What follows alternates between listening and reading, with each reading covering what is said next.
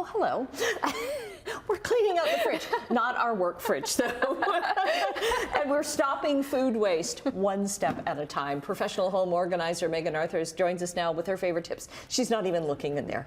The secrets are exposed. No. So this is what to do with your fridge at home. And the first thing is to purge, but we don't want people to just like throw away food because... Exactly. We're not here to, you know, take food that we could cook with and eat and throw it out, but we do want to assess the fridge, and the best way to do that is fully empty it. So taking everything out, putting on the kitchen counters or the kitchen table, a great opportunity to do a deep clean of the fridge because that doesn't always happen so often.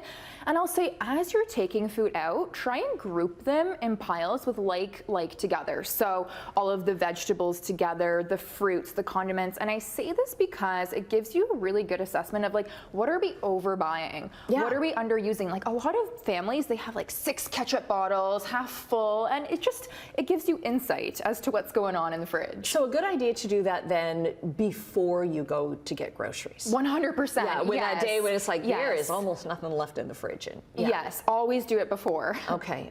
And then? So containment. Now, containment is not necessary to have an organized fridge, but I will say it can help save space. It can help you see what you have, which is really important. So if you're going to contain things, we were chatting before, like clear, of course, is best. You want to be able to see what you have. And they don't have to be like fancy clear containers. No, they could even be like reusable containers that you would already have, you know, like Tupperware containers. Just as long as it's something that you can see through, because it's that when it's in, it's in a bowl in there and I am going to look past that again. Right, and it just sits there. And then it goes bad. Yeah, and you forget about it. So any kind of clear container is handy.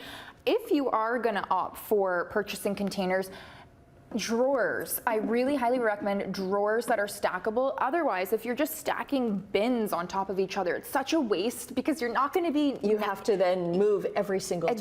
Exactly. And sometimes, like, I like actually decanting things from original packaging because it really helps you not over purchase. So if this came in the big cardboard thing, you're not really seeing it, right? Okay. So if you take it... So you might look at it and think, do I have a full, and maybe you've only got 1 yogurt left. Exactly. Or you could have 6 and then you go to the store and buy more and then your fridge is overplugged. So being mindful to see what you have. Okay.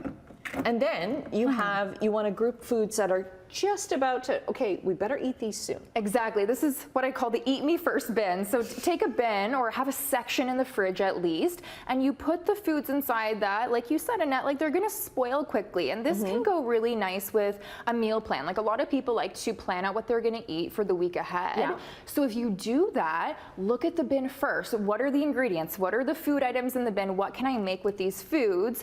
Instead of letting them just sit there. Like we forget about what's in the fridge. This goes with my, almost once a week I'll do I'm making a dish with everything that's left over in the fridge, right? And seeing what you can do so that nothing goes to waste. Especially, I mean, we're horrible with food waste, but with high grocery prices, like you really need to save. This is so timely, like especially now it's like food is expensive, we want to be mindful, we want to eat what we have. And then what's this? Okay, so maintenance is key. You know, the fridge is the one thing that I think people open it up and they do this quick glance. They're like, oh yeah, I'll throw this out, I'll throw this out.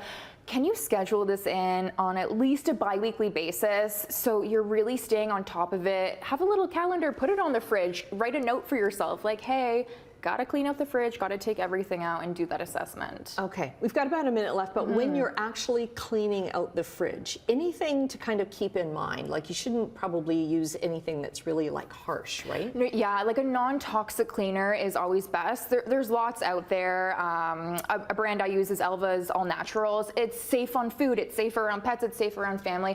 And a lot of people stick like a little baking soda in the fridge too, just to, you know, sometimes there's suspicious smells that come from the fridge. Or suspicious noises. Hello, coffee maker. Coffee maker's going, we're not getting enough attention back here. Why is the fridge getting all the attention today? That's so true. Yeah, keeping the fridge clean with a non-toxic cleaner is always the way to go. Okay, all right, great tips. I'm gonna go home and clean out my fridge. Oh, good. Okay, it is almost empty. We'll get all your links up on our website, chch.com/morninglive.